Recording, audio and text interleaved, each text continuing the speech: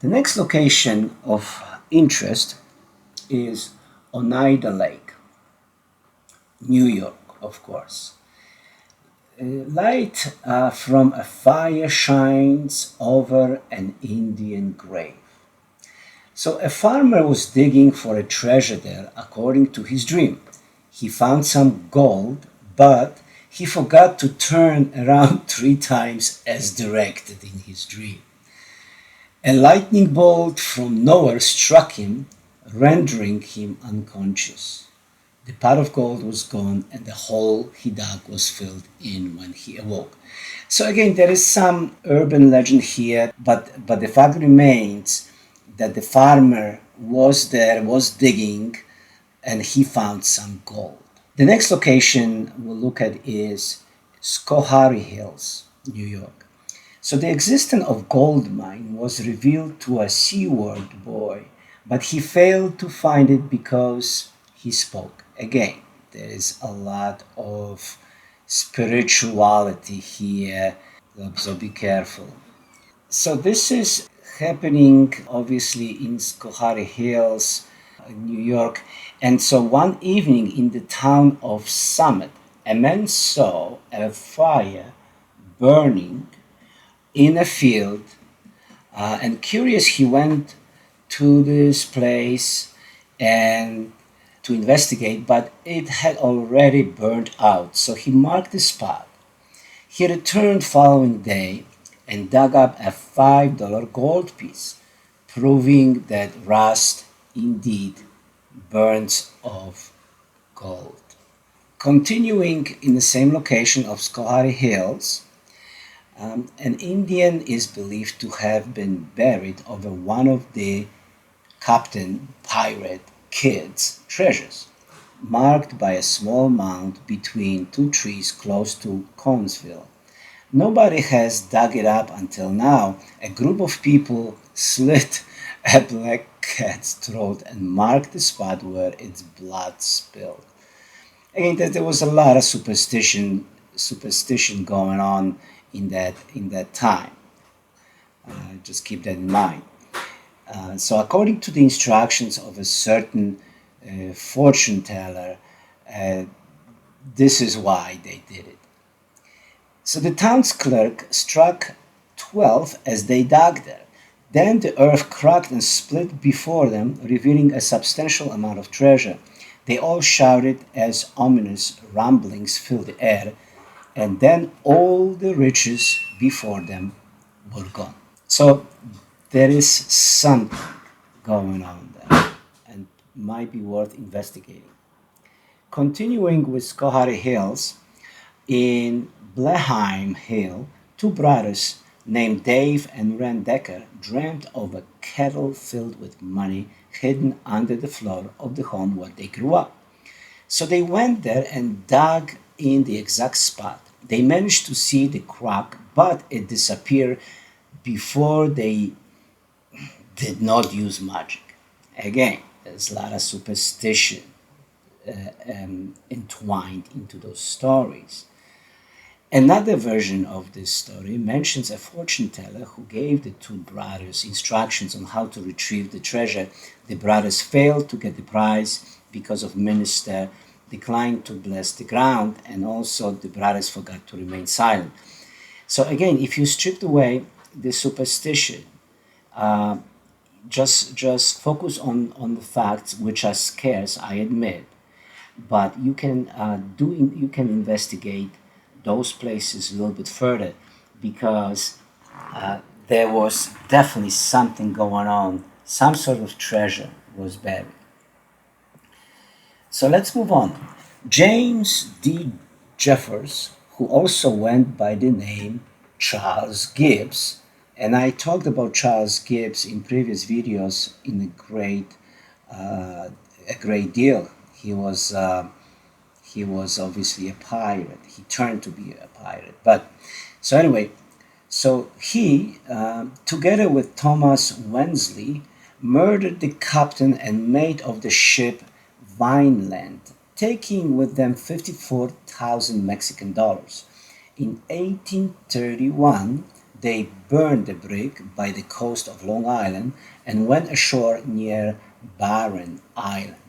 They were apprehended and testified in court that they threw overboard bags containing $5,000 to lighten the load after hitting a sandbar. They buried the remaining money in canvas bags on the beach soon after. A certain Mr. Johnson gave the pirates a place to stay overnight. If you enjoyed this program, please like it, subscribe it, and share it. Gardiner's Island at Long Island's eastern edge. And I have talked about Gardiner's Islands in previous videos. You could certainly look it up. But what I wanted to mention here is that the eastern edge of Long Island was used as a stopping station by the British during the Revolutionary War.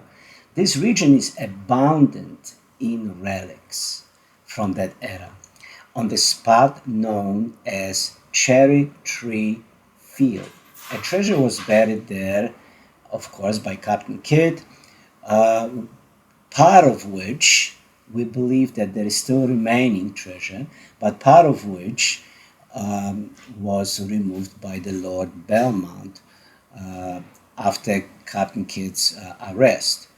And yes, we believe that there's still some of those treasure is still remaining there. Buttlersbury Mansion is found close to Fonda on Switzer Hill. This building was constructed in 1742 and was the home of two greatly despised Tories, John and William Butler.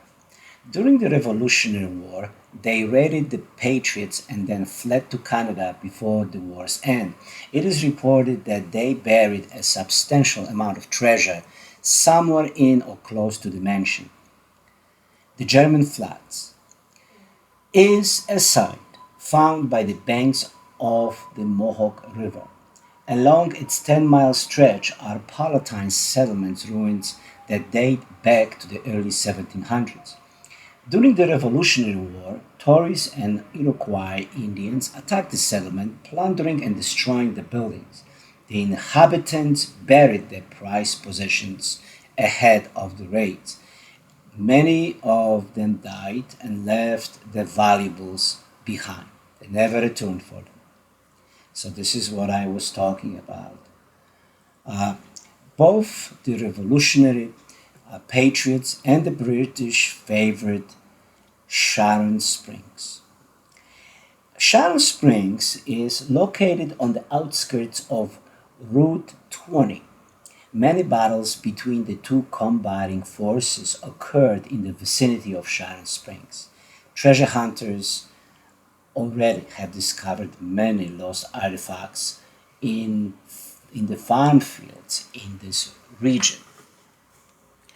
The Sulphur Springs treasure.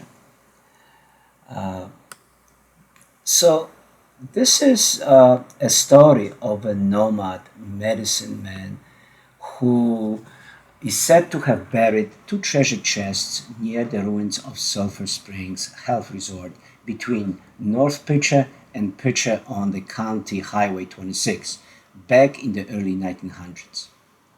Silver Creek. Silver Creek is located about 8 miles northeast of Dunkirk on Lake Erie.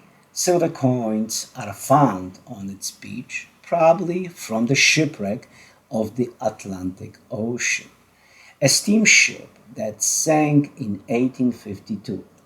It carried about $60,000 worth of coins. Silver Creek is found about 8 miles northeast of Dunkirk on Lake Erie. Grand Island.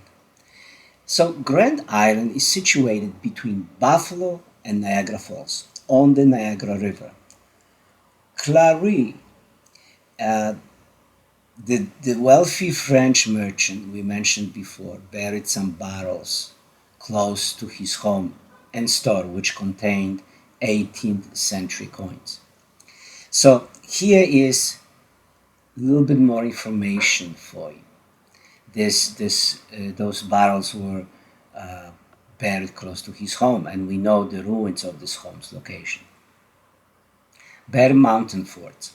Two Revolutionary War forts used to stand on Bear Mountain on the Hudson, close to the Palisades Parkway and Route 9 West, namely Fort Montgomery and Fort Clinton.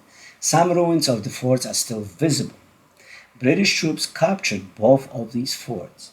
The occupants likely knew of imminent attacks, and besides valuables, they may have also hidden the army's payroll. Isle Royal.